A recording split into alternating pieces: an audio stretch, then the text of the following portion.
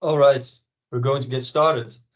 As people are slowly dripping in, we'll be starting fashionably late, a couple minutes, but that's no problem. This is a lunch webinar. We expect to be done with everything we want to say by about 10 minutes to 1. So we have some room for questions at the end of the webinar. But let me start with a short introduction. I'm Jasper, and I'm here with my colleague Rens, and together we'll be presenting this webinar. We both work at Cirmar, and I'll give a short introduction on what we do at Cirmar in a bit. But first, some general remarks. We're very happy to have such interest in this topic and in the digital product passport. This is the second webinar in a series.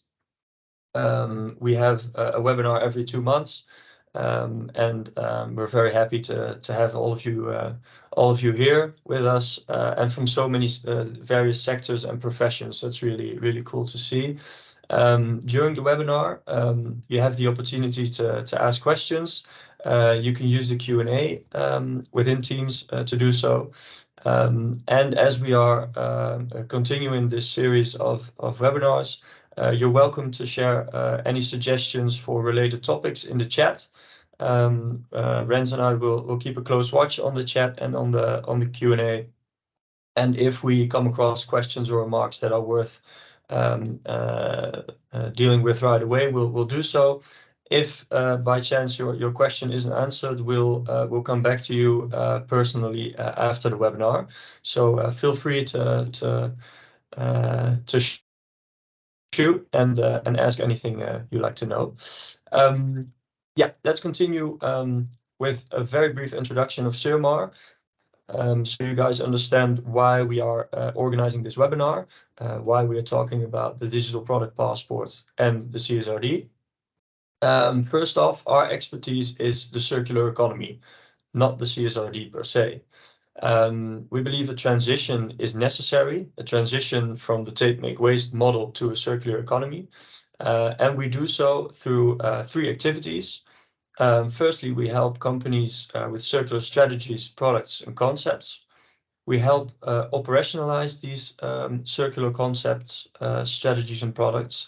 And to top things off, we have created a tech system, a digital product passport called C-Passport, based on the philosophy that we can do lots of things in the circular economy. We can push lots of buttons, but in the end, we'll have to record what we do and what the effects of our actions are, to secure not only what we promise, but to make sure that it comes into effect and that we can show what we're doing right.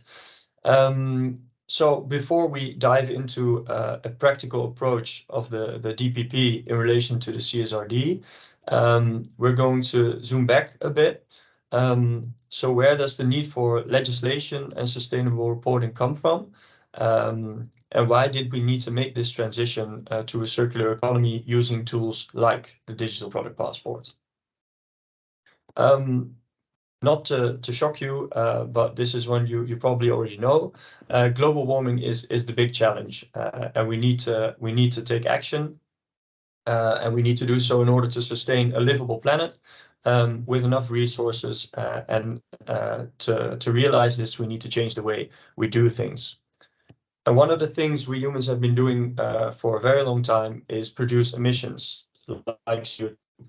And even though the circular economy is about much more than that, much more than just the CO2 emissions, the basic principle is that by eliminating the concept of waste, we can automatically avoid emissions like CO2. We specifically speak of avoiding emissions instead of reducing, because there's a lot of things that we can do that avoid emissions, and that's what the circular economy is about. On a worldwide level, we've seen some initiatives over the years that try to accelerate this sustainable change, this transition. And probably everyone here recognizes the Sustainable Development Goals and the Paris Climate Agreement. Both were drawn up in 2015. Paris Agreement came into effect in 2016. And the Sustainable Development Goals lay out a set of goals by the United Nations, which are valid for the whole world. These represent the common challenges we face.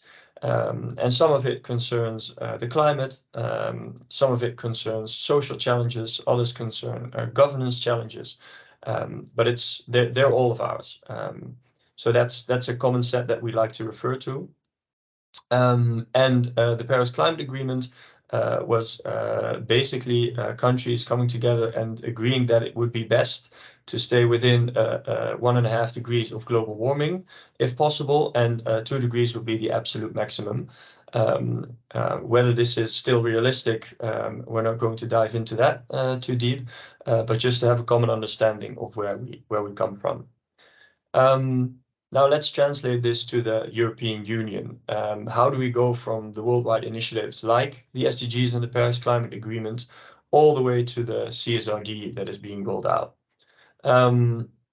Let's take 2019 as our starting point here with the European Green Deal. Among other objectives, the European Union set a target for itself to become climate neutral or have 0% carbon equivalent emissions in 2050. I'm not going to talk in detail about every single legislation that is connected to that European Green Deal, because that would be a whole nother series of webinars. But just to give you a quick idea of some of the legislation that is connected. We saw the Fit for 55 in 2021, in which the European set itself a reduction target of 55% CO2 by 2030 compared to 1990. One of the connected things that they organized to reach this goal is the emission trading systems, which is a cap and trade system. So you have to imagine that big emitters, factories that emit a lot of CO2 emissions, are capped, and if they emit more than that, they need to buy rights, and if they don't do so, they can be fined. We have the EU taxonomy. This lays down a classification by which companies can be tested for their sustainability. The revised Renewable Energy Directive, which set out that the European Union wants to have at least 42.5% renewable energy use by 2030. The Due Diligence Directive, this is DDD, requires companies to give continuously research and give yearly updates on their sustainability and social issues. And this will have overlap with CSRD. And a very relevant one for us in particular at Cirmar is the Eco-Design for Sustainable Product Regulation, the ESPR, which basically lays out how we can better design products for reuse and circularity. And one of the measures the European Union has drawn out in that legislation is that regulation is that products will require a digital product passport, which we'll dive into a bit deeper later on. Now in the bottom, you can see some other initiatives by the European Union, like the Sustainable Finance Action Plan, consisting of all sorts of financial initiatives, one of which is the Non-Financial Reporting Directive, which basically asks from companies to report on stuff that is not, strictly speaking, financial, but that is now being replaced by the CSRD, a new and improved version. It's much more extensive, but it also acknowledges that we have to move away from this frame of non-financial reporting, because topics like environment, social, and governance are in fact financial. They have real consequences for the financial stability of companies and the union as a whole. So we need to place sustainability in a much broader perspective. That's sort of the run-up towards the CSRD. Now, let's quickly compare the NFRD with its new replacement, the CSRD. Under the non-financial reporting directive, companies of over 500 employees already had to report. There was no confirmation needed by an accountant, and topics that were part of this NFRD are climate, employee treatment, human rights, anti-corruption, bribery, diversity among board. So across this palette of environmental, social, and governance topics. Now, much of this non-financial reporting directive is kept in place, but it's being extended into the CSRD. More companies will be included. We'll go into which companies will have to be reporting. And it has to be confirmed by an external accountant. And important to note is that this will be done by limited assurance, which essentially means that an accountant has to at least be able to check whether the way you have gathered your data as a company and the conclusions you draw from that data is correct, and that you're not making any false assumptions there. You have to be able to report progress. So you might be doing not so well in 2023, but you have to show that you're taking steps in 2025 and so on and so on. You'll have to report on double materiality. We'll go into that a bit more in detail later, but in essence, it means the distinction between the impact of your company, so what does your company do, and the impact of sustainability on your company. So throughout these processes of global warming, material scarcity, what does that mean for your company?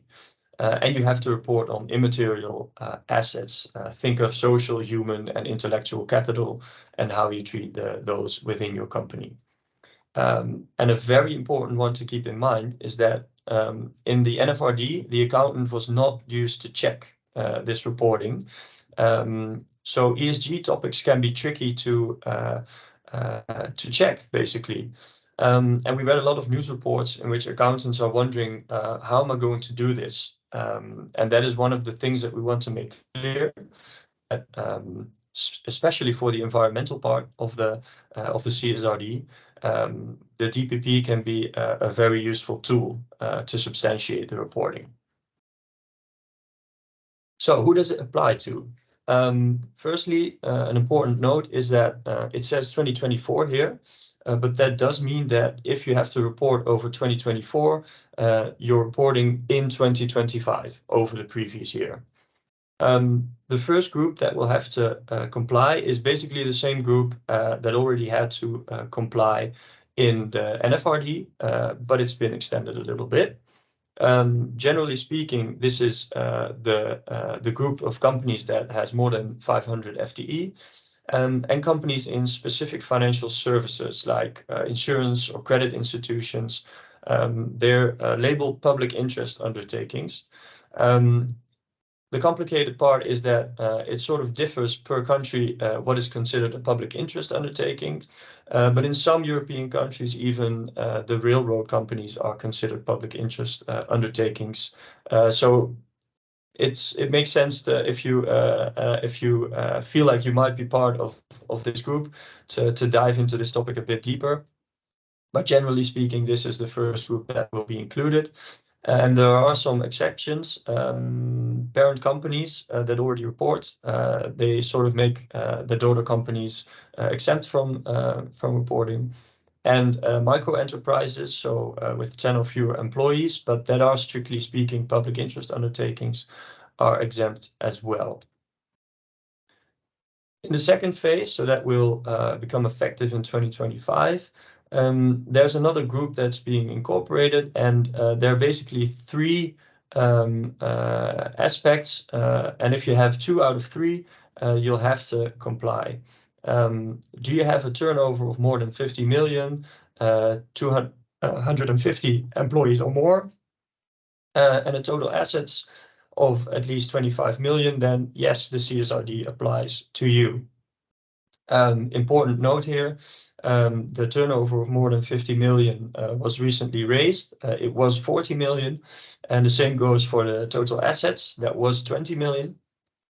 So what we still see is that the CSRD is under development, it's under construction, and lobby groups do their bit. It's definitely not a given that these categories will be set in stone. So we will keep a close look on that as well to find out whether there are going to be even more changes to the strict categories that will have to comply. The third category of companies, and that will be in 2026 and onwards, are the SMEs and small companies on the stock exchange. And these are the companies that have a turnover of max 50 million, no more than 250 employees, and a balance sheet of no more than 43 million. And we can strictly say that it'll basically apply to everyone, and not just in this phase, but if you look at the CSRD in the broader scheme of things, phase 1 is already for everyone, because even if you yourself don't own or work for a company that has to comply, you're part of a bigger ecosystem in which companies are going to need more data and more information to fill their own reporting, to substantiate their own reporting, and they will come knocking for that information all throughout their supply chain. So that's a good one to keep in mind. Yes. Then let's tackle this topic of double materiality. As I indicated, there's a distinction within the CSRD of impact of sustainability of the company. And then you have to think about stuff like how much waste do you produce or avoid because of your actions? How many raw materials are saved by your sustainable efforts, for instance, through recycling schemes or refurbishment schemes? What does your company contribute to regional, national, or maybe even European sustainable goals? Can you quantify that? And then on the other hand, we have the impact of sustainability on the company. You have to see this in the context of, for instance, other legislation like the eco-design. Will this affect your business? Will you have to change the way you produce your goods? Do you have to take action? And do you still have a business model in a few years' time? Additionally, we see the effects of global warming affect companies. This can be a scarcity of resources or perhaps even loss of a material source. And we also see that as these materials become more scarce, sources will become more expensive. So virgin material will become more expensive over the coming years. And it makes economic sense to at least try and make that transition to more recycled or recovered materials in your products. And thirdly, but definitely not unimportantly, customer demand. Will your customers accept the current state of your products, or do they demand or will they opt for better alternatives? So there's enough reason to make this distinguishment, and we're happy to see that in the CSRD. Then we're going to peel off another layer of this let's call it an onion, meant very positively. The European Financial Reporting Advisory Group, EFRAG, they advised on the categories that would have to be taken into consideration for the CSRD, and this is the first set of categories, the European Sustainable Reporting Standards, that companies will have to report on. A good thing to know is that these standards are clearly connected to international standards and objectives like the SDGs that we've previously discussed. And the SDGs in turn already had a reporting initiative in the shape of the Global Reporting Initiative. And it's very clear to see that these European standards are inspired by the global standards. And that's important because we need to speak a common language. So that's a good thing as well. Then let's look at how we can plot the digital product passport on these categories. So this is, strictly speaking, our view on the way things are going to go in the CSRD. There's a lot of categories that require input information, and we have to be honest, not every category is going to be applicable in terms of the DPP. So you will need other information, but we can say that for climate change, pollution, and material use in the circular economy, the passport can offer direct input. Let's take an example, climate change and pollution. The product passport helps company calculate the impact of their products in terms of emissions. And when reporting, you can use these emissions to represent the degree to which you have a positive or negative impact on climate change and pollution. So that's one aspect. Secondly, you have the boxes in red that are affected indirectly by the product passport. And I'm again just going to take one example. If we look at ESRS S2, labor force in the value chain, many of our customers already use social return on investment and express this on their digital product passports. So we have the possibility for them to express their social return on investment in minutes per product. So if they, for instance, work with people with a distance to the labor market, they can express that on their passport, and they can communicate that information throughout the supply chain. So that's, in general, the categories that we believe the digital product passport has a very important contribution to. Just to make things a little more concrete, clear, we're going to zoom in on one of these, the material use and the circular economy, and look at what you exactly have to report in the CSRD. And basically, you can distinguish between three elements. First off, we have the processes. Processes and policies are two categories which are simply descriptions of what you're doing as a company. So the first, processes, might be that within a company that creates e-bikes, someone is responsible and is going to describe that we do a yearly check on our digital product passports to identify materials to phase out. That's a process or description of your processes. Secondly, you might have policies to support your sustainable activities. For instance, the policy is that by 2030, we will use 70% recycled content in our e-bikes. And that is obviously supported by the processes. Then, thirdly, you'll have to provide proof. And that is translated to actions and resources within the CSRD. And that is where we believe the digital product passport has a role to play. Strictly speaking, there are three categories in which the actions and resources are divided up. And important to understand is that all these actions and resources are suggestions by the CSRD that you can report on. And to take the resource inflow as one example, you can report on the use of technical and biological resources. So as a company, we make use of certain biogenics, like wood, but we also make use of metals like ferrum. And we want to report on how we use these materials and whether we create products that, for instance, are made up of completely biogenic materials or whether they are mixed with other materials. It's better to do the former, to create sort of a product that has only one specific material group.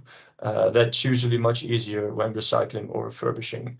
And in the digital product passport, you can create a material composition of your products in which you can show the underlying materials as well of your products.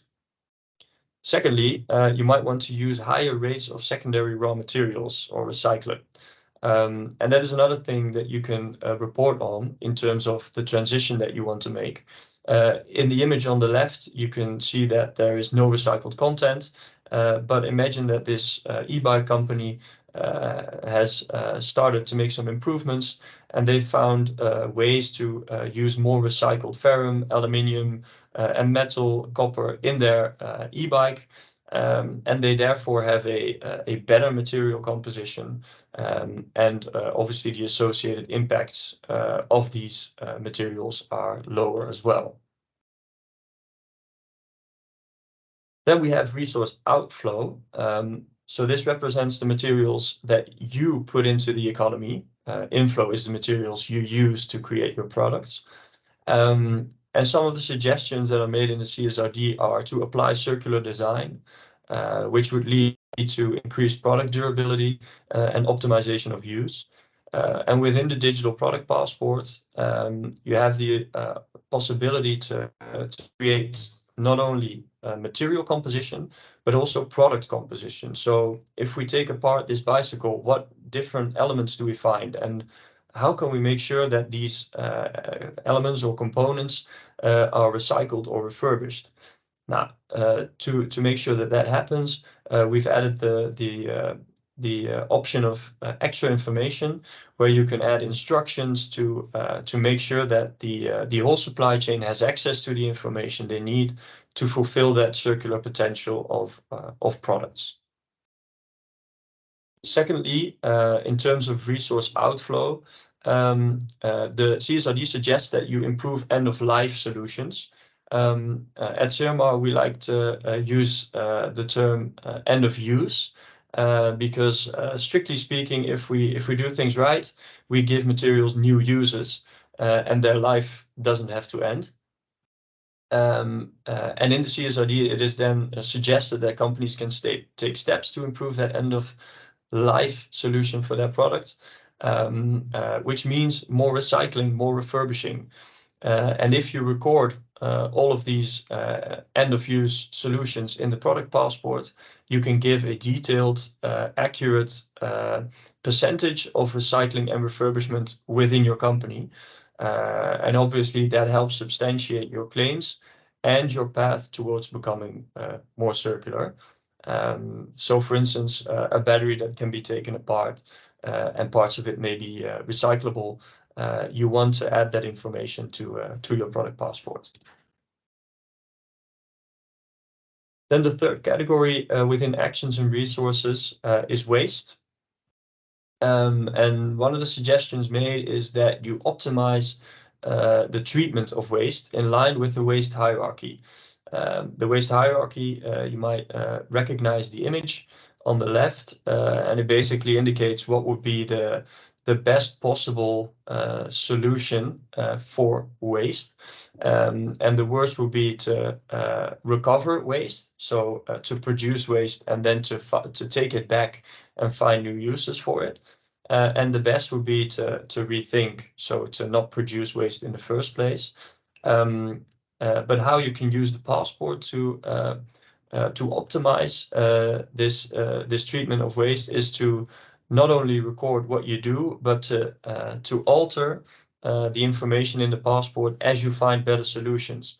So you can imagine that if you have an e-bike that is end of use, so you have taken it back from your customers, and you can't use the parts in a new e-bike because their quality has decreased too much, or the materials you used in the first place weren't good enough to be reused. Then you might have a second use of these materials in, for instance, furniture or in mats at the gym. And ideally, you want to work towards a situation where you can not only recover these materials, but use them in closed loop systems or use them in other loops to at least make sure that the material isn't lost, because that is, in the end, where we can make the biggest impact. Then I'd like to give the presentation to my colleague, Rens. Yes. Should work. Yep. So yeah, Jasper has set a path and introduced how a digital product passport can influence and support the compliance to the CSRD policies that are coming in the next year. I'm going to shed a little bit more light on the passport itself. Jasper made a short introduction and specified some elements that are supportive to the CSRD. I will take some other elements, highlight those, and eventually come to an example about how a company could use the digital product passport in a transformation process towards a more circular way of business. So in our eyes, what is the digital product passport? Well, it's a tech tool where you can display product information and support the transition to a sustainable and or circular economy. And we've developed a product that is called C-Passport as an introduction to this market. Most of you, I think, are familiar with certain on-product information that we have at the current day. That could, for example, be an energy label or a CE label. Those are examples of product information that are displayed on the product itself. And next to those, we're also familiar with other forms of communicating information and linking digital forms of information to products, and that could be towards or using a QR code or RFID chip. And another option is a digital way with an application, and C-Passport would be an example of that. The good thing about, or a positive thing about C-Passport is that it's a live document. It could be changed on the fly at any moment in time. And the requirements from CSRD standpoint to what has to be inside of the passport or the functions that a passport has to have are not entirely set in stone. But from the eco-design legislation, we have a description about how it should look. It should electronically register and process shared product-related information among supply chain businesses, authorities, and consumers. And that way, we want to create a more transparency towards all of the stakeholders in a supply chain. Go to the next slide. Yep. So if we're going to use the example of the e-bike again, as Jasper introduced earlier, this could be an example of an e-bike product passport as shown on the slide here. There are some main components to this passport. There's a lot of them on the screen already. So we can see a name, a short description, a defined use period, dominant material groups, a next used application. So those could be summarized as product information. Next to that, we have another important element, and that's the material composition. So we can see a material share diagram in the lower part of the screen, divided by the material groups. So we have metals, plastics, and minerals in this specific product. And there's a detailed material share to be seen as well. So all of the listed materials are used inside of the product. So this material composition in combination with the product info, and then mostly weight, plus the end of use are three very important factors in this specific product, because eventually they lead to derived impact data. So what the system does is you fill in the product name, you fill in at least the weight of the specific product and what materials your product is made of. And the system automatically calculates the impact of your product in terms of 5 different KPIs. On the screen here, there are 6, and one of them, the 6th one, is the SRE impact, and that's the one Jasper mentioned earlier. This is optional, so it's not needed to provide this information, but could be added if wished. And we have 5 other elements that are very important. So KPIs that are very important. So the CO2 impact, the energy impact, H2O impact, and raw material saved. This and the CO2 price impact. Sorry. The raw material saved is a very important component in case you already recycle or refurbish specific components of your product, which will lead to raw materials being saved in comparison to when the product would be incinerated completely. So this is a relative KPI. We have another tab inside of the lower part of the passport, besides materials and impact that I showed earlier, and that's the encodings tab. Jasper shortly explained it. We have just a space here to add numerous amounts of codes that can share information about this product. So a code to be chosen by the producer itself. It could be a serial number or EIN number as well. And the last tab would be the extra information tab. And if we look at circularity, this is a tab that can provide numerous amounts of information in form of text documents, for example. This could be instructions, so instructions for internal use or instructions for people in your supply chain. So, for example, logistical instructions, disassembly instructions, recycling instructions are examples of those. You could also add a sustainability report to this specific section. A certificate could be added, and what also would be possible is to add consumer information. So you can share this passport, a public version of it, with your consumers. And in the extra information tab, you're able to put on, for example, consumer manuals or disposal information. So your consumers and clients also know what to do with the product after use. And in the case of the e-bike, that could be how to send specific parts back to the supplier and or producer, or how to take recycling of smaller parts in their own hands. So we spoke about the CSRD and the digital product passports. We've seen a lot of different goals, set goals for the coming years, partially goals that are national and also international and European. So what we would like to do now is to put the different goals you could set for yourself in an example. We will use the e-bike again and see how we can comply to the CSRD by setting specific examples and using the digital product passport as a way of information gathering and sharing with the European Union. And there's one specific element that's very important, which we can't stress enough, and that's that the public passport or the digital product passport is a live document. So you are able to change this within this trajectory towards complying to your objectives and also the CSRD.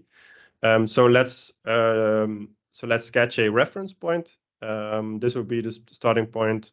For example, right now, your company is emitting a certain amount of CO2 into the air and to the atmosphere by using materials that have a high carbon footprint, perhaps, and the use of a lot of water and energy, and the production is mainly based on fossil fuels. Your materials come from virgin resources, and you didn't design your product for this assembly, everything ending up in incineration. So we are speaking of a take, make, waste society. This could be the case now. You could also be further up in this specific example, which we come to right now. So a first step towards a more circular approach would be to introduce a product design and materials that are fit for circularity. So to add a possibility of them being dismantled and recycled, that could be a 40% increase. Another example would be the introduction of recycled content. So you could add recycled content to the specific passport of this e-bike. For example, you're able to with return logistics, get the wheels of the bike back, and you're able to recycle the tires into new rubber, which you can provide your new bicycles with recycled rubber wheels with, and then you would have a 20% recycled content inside of your new product. And together, this could lead to a 25% of your components being recycled and reusable in the end product. And this would mean that you would use less virgin sources and that you're saving materials and also emissions. A next step in this trajectory would be that a larger percentage of your product and materials is being fit for circularity, using more recycled content, and a larger share of your components would be reusable. For example, you're able to recycle the frame of your bike, so the steel part of it. You can change that in the passport by changing the material to a recycled content material. Those are all inside the system. You could also be able to pick up the bikes from consumers that have to be repaired, and that can also be added in the extra information tab of the digital product passport. And this is where live product data actually becomes more important to an extent that it's not only important for you and your own company to understand the impact and the possible improvements, but also valuable to customers and your supply chain partners to share this information with them, and thereby measuring your completion towards your end goal, your objective. And this objective is just creating a reference point for yourself, which you can comply to. Some of our customers, they have a passport to compare worst with worst situations. So the situation we discussed earlier, our reference point, but you can also compare yourself with a best situation in terms you would use 80 or 90% recycled materials and reusable components. This is your own path towards as circular as possible goal, and also your own ambition. And I think it's very important that these will be set prior to starting this journey, and that way you can measure your progress towards your getting your objectives.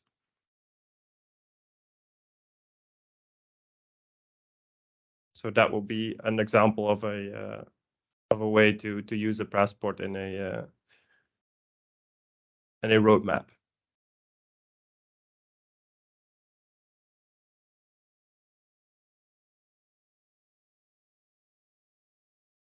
I'm taking over again, if that's all right with you, Jens. Yep.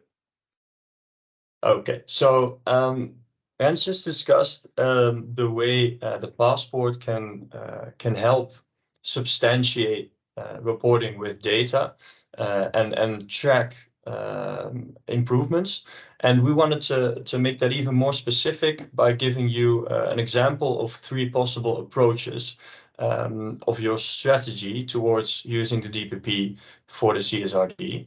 And we are not going to dive into too deeply, but just to give you an idea of what possible routes could be, and give you some examples of how our customers use the digital product passport. The first approach would be to focus on emissions in KPIs. So as a company, you want to reduce your carbon footprint, and that is the goal that you're going to work towards and what you're going to report about in the CSRD. We would see creating passports. Oh, sorry, that's not what I wanted to do. We would see creating passports as a first step, as an important first step to at least create insights into your current emissions, if that is your focus. That would allow you to benchmark, to say, okay, this is 2023, we emit a ton of CO2 and we want to improve towards 2050, for instance.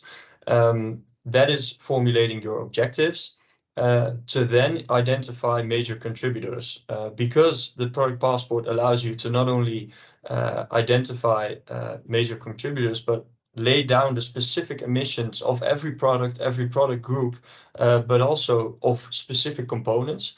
It allows you to, if we take the example of the e-bike, to make decisions on what should be prioritized. So does it make more sense for us to start improving the frame of the bicycle for circularity and for recycling?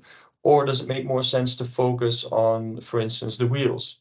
That's just an example, but that gives you an idea of what this data can do for your roadmap.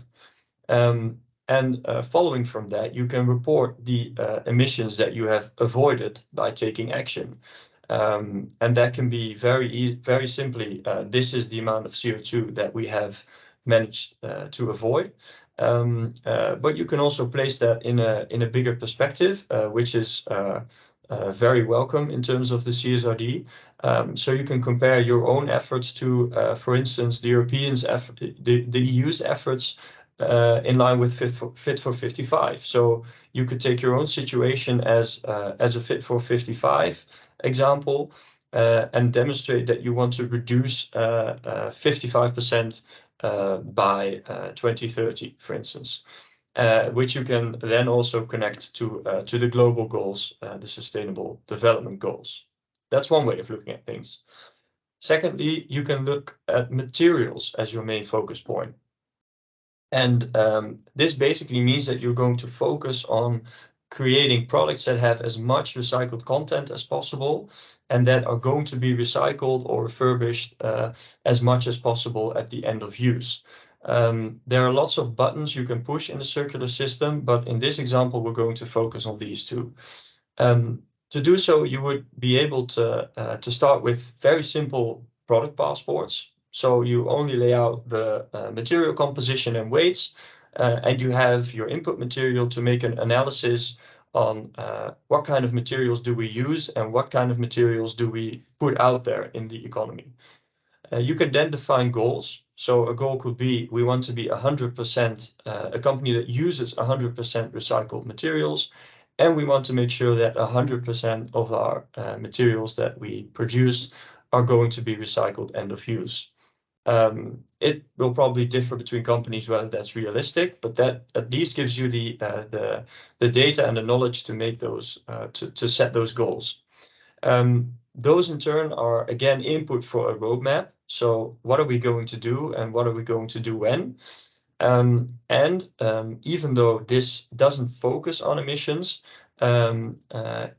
using better materials that are ready for recycling with good material health will in turn lead to avoiding emissions. And in the CSRD, you are at least required to report on CO2 emissions.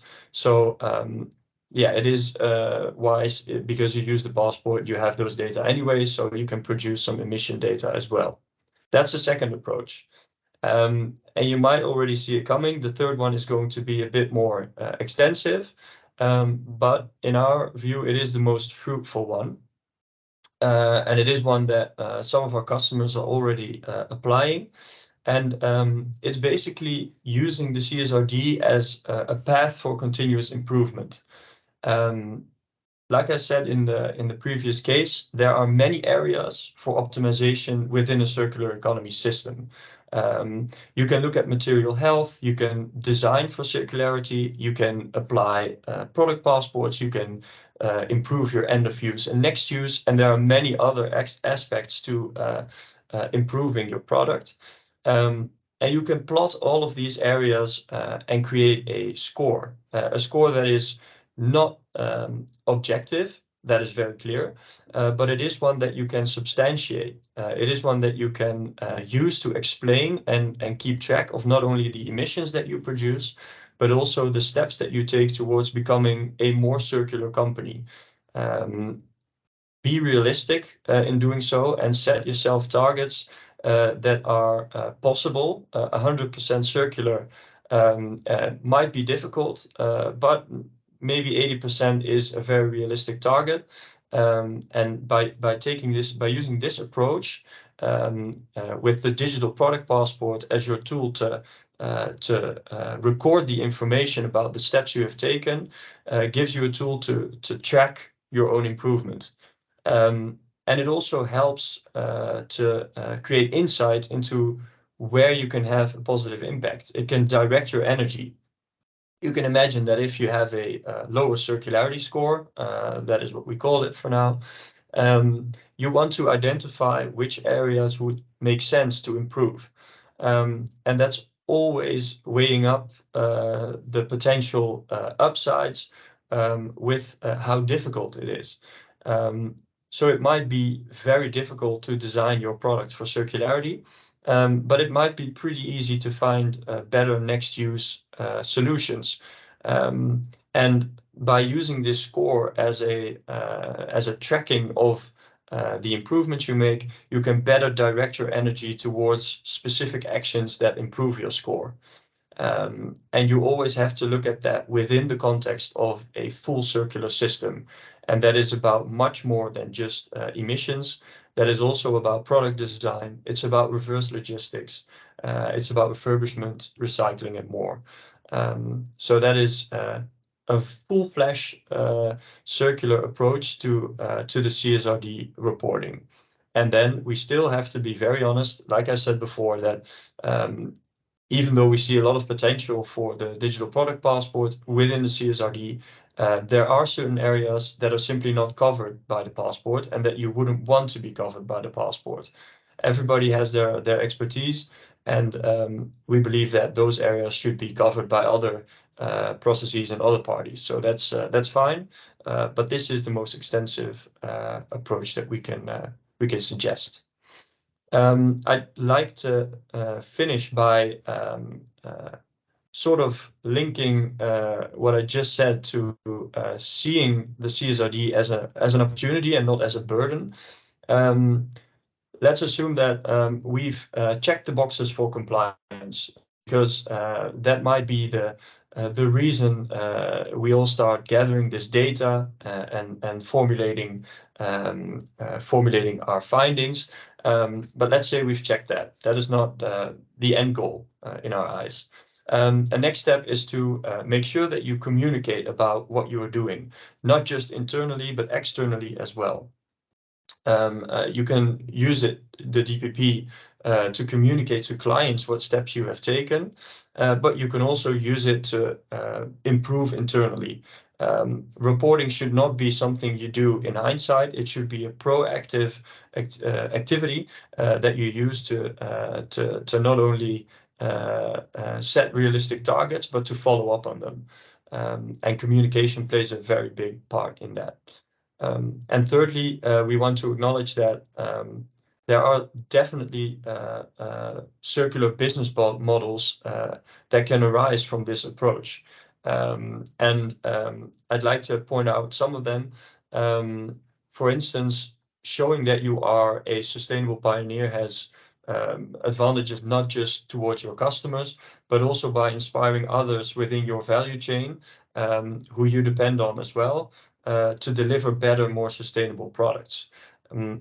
Greenwashing, I probably don't have to explain this one to you guys, but there's always the danger of making claims and not substantiating them, and we believe it is essential to provide the data to support your own claims.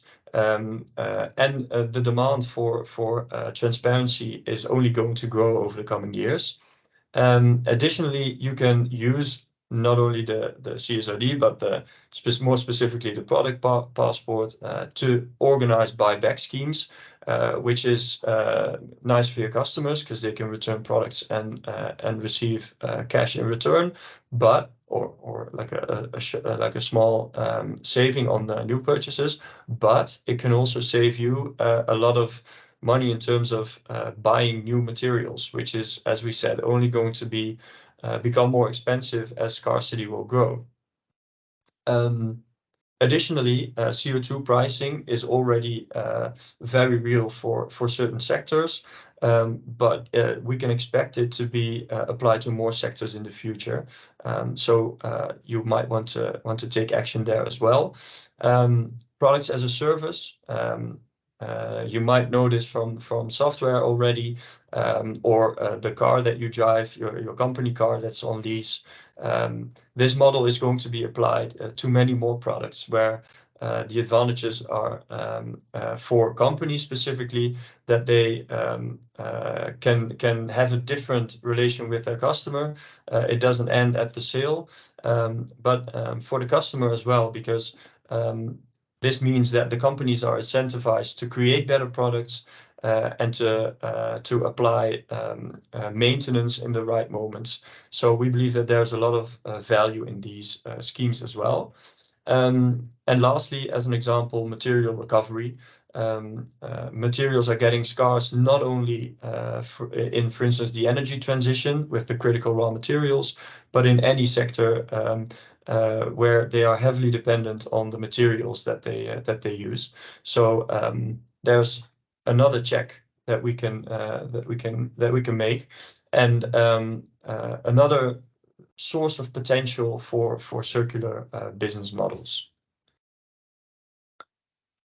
Remember, the Digital Product Passport offers practical input for the CSRD with transparency, with insights, and with instructions. We hope that it is a trigger, the CSRD, to develop better business models, circular business models. And we want to acknowledge once more that the DPP is a part of the puzzle, and we hope it can provide the input that accountants need, that companies need, and that governments need to better check the improvements that we make and to substantiate our path towards improvement. And that brings us to the Q&A, and I already promised to come back to one question that was asked about data validation. Rens might have identified a couple other questions, but very briefly, data validation. The accountant validates how the data is used and interpreted. I can't speak for every single digital product passport that is out there, but for ours, it is the database that we use is ISO certified, so we can at least make claims about the validity of that data. It's been validated by knowledge institutes around the world, and so we don't believe that that is the issue. It will simply take place in the accounting part of the CSRD. So I hope that answers the question, and if you want to dive into that more deeply, you can always contact us separately. Rens, did you have any other questions that you wanted to discuss before we close the webinar? Well, I've answered some of the questions inside of the chat box, and there was a small discussion going on regarding the hosting of the digital product information. So of course, our products information and data is hosted online by our hosting partner. Yes, we are lucky to have a hosting partner that uses green and sustainable ways of doing so, despite it being a very energy intensive process. Nevertheless, that's always the case. One attendee rightfully stated out that a hosting partner could go bankrupt and information could be lost, mostly because many products have a very long lifetime, for example, 30+ years. That is the case. We are offered backups of the information that we get on a regular basis. So in case something happens, we would always have the information at hand, and also the data is in ownership of the user. There was a nice suggestion that it might be possible to store DPP information with the European Commission. To be honest, I don't know the answer if this is possible. I think it would be a nice addition to ensure the safety of specific data being used for the DPPs. But I think this is really something we would have to look into in the future, because at this moment we are only able to host the specific data with our own hosting partner. And I think when the time comes that the passports are getting, and also our passports are getting used on a very large basis, it's very important to ensure data safety.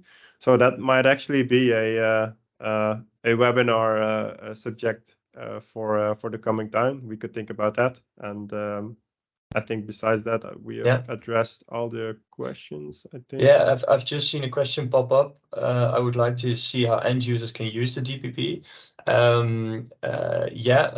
One quick way of finding out is going to our website, and on the homepage we have an example with a QR code. So if you scan that, you can directly access the example passport. And yes, some of our customers already use QR codes to link to passports, so on their products. Others do so on their webpage. So it differs, the identification of the passport, but it is directly accessible to end customers. Yes, yeah. I would then like to conclude. We will browse through the questions. If we find something that is unanswered, we will get back to you. I'd like to point out that we have 2 more webinars planned, February 1st, for which we have not chosen a topic yet. So if you have suggestions, please leave a comment. And we have one in cooperation with MVO the Netherlands. This is the Dutch Organization for Corporate Social Responsibility, and this will unfortunately just be for the Dutch market. But do keep track of what we're doing, and we'll share information on legislative developments and our own developments. We have a free trial, and we have a LinkedIn page on which we share information. So feel free to get in touch. And once more, thank you for attending. Very happy to reach such a big audience. So have a good day, and hope to see you next time.